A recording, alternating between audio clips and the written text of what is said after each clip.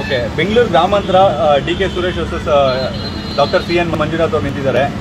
ಯಾರಾಗ್ಬೋದು sir ನಿಮ್ಮ ಪ್ರಕಾರ? ಏನಿಲ್ಲ ಸರ್, ಈ ಸತಿ ಬೆಂಗಳೂರು ಗ್ರಾಮಾಂತರ ಹೇಗಿದೆ ಅಂದ್ರೆ ರಾಮ ರಾವಣ. ಓಕೆ, ರಾಮ ರಾವಣನ ಇದ್ದ ಇದೇನ ಸತ್ಯ ಧರ್ಮ ಅನ್ನೋದಿದ್ರೆ ಖಂಡಿತವಲ್ಲೂ ರಾಮ ಸಿ.ಎನ್. ಮಂಜುನಾಥ್ ಅವರು ಡಾಕ್ಟರ್ ಗೆಲ್ತಾರೆ, ಸುರೇಶ್ ಸೋಲ್ತಾರೆ. ಯಾಕೆ ಸರ್ ರಾವಣನ್ ಕಂಪೇರ್ ಮಾಡ್ತಿದ್ದೀರಾ? ಅದನ್ನ ನೋಡಿರ್ಬೇಕು ನೀವು, ಎಷ್ಟು ನೋಡಿಲ್ಲ ಸರ್. ದಿನ ನಾವು ಸೋಷಿಯಲ್ ಮೀಡಿಯಾದಲ್ಲಿ ನೋಡ್ತಾನೆ ಇರ್ತೀವಿ.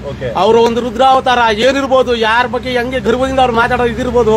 ಅವ್ರು ಎಲ್ಲ ಗೊತ್ತು, ನಮ್ಮ ಜಿಲ್ಲೆಯವರು ನಾವು ನೋಡಿರೋದೆ, ಸಣ್ಣರಿಂದ ಅವ್ರು ನೋಡ್ಕೊಂಡ್ ಬಂದಿರೋದು ಏನಿಲ್ಲ.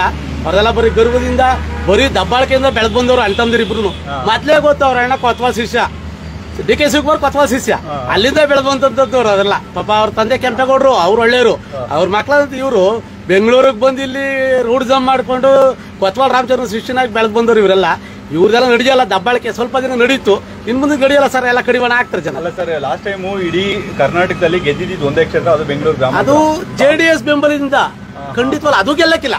ಹೋದ್ ಸತಿ ಅದನ್ನ ಅರ್ಥ ಮಾಡ್ಕೋಬೇಕಾಗುತ್ತೆ. ಈ ಸತಿ ಜನ ಎಷ್ಟೋ ಹೇಳ್ಬೋದು, ಹೋದ್ ಸತಿ JDS ಬೆಂಬಲಿಸಿತ್ತು, ಮಂಡ್ಯದಲ್ಲಿ ಇವ್ರು ಬೆಂಬಲಿಸಿದ್ರು, ಅಲ್ಲಿ ಮೋಸ ಮಾಡಿದ್ರು. ಇಲ್ಲಿ ಬೆಂಗಳೂರು ಗ್ರಾಮಾಂತರದಲ್ಲಿ JDS ಬೆಂಬಲಿಸಿತ್ತು. ಯಾಕೆಂದ್ರೆ ಇದು ರಾಮನಗರ ಕ್ಷೇತ್ರ ಆಗ್ಬೋದು, ಕುಣಿಗಲ್ ಆಗ್ಬೋದು, ಇದೆಲ್ಲ JDS ಪ್ರಾಬಲ್ಯ ಆಯ್ತು. ಹಂಗಾಗಿ ಕುಮಾರಣ್ಣನಿಗೆ ಗೌರವ ಕೊಟ್ಟು ಎಲ್ಲರೂ ಇವ್ರು ಓಟಾಗಿ ಗೆಲ್ಸಿದ್ರು. ಅರ್ಥ ಮಾಡ್ಕೊಂಡ್ರೆ ಈ ಸತಿ ಹಂಗಾಗಲ್ಲ, ಖಂಡಿತವಾಗ್ಲೂ ಗೆಲ್ತಾ ಇರಲ್ಲ. ಈ ಸತಿ ಅವ್ರಿಗೆ ತಕ್ಕ ಪಾಠ ಕಲಿಸ್ತಾರೆ. ಯಾವುದೇ ಕಾಟಕ್ಕೂ ಡಿ.ಕೆ. ಸುರೇಶ್ ಗೆಲ್ಲಲ್ಲ, ಸತಸಿದ್ಧ.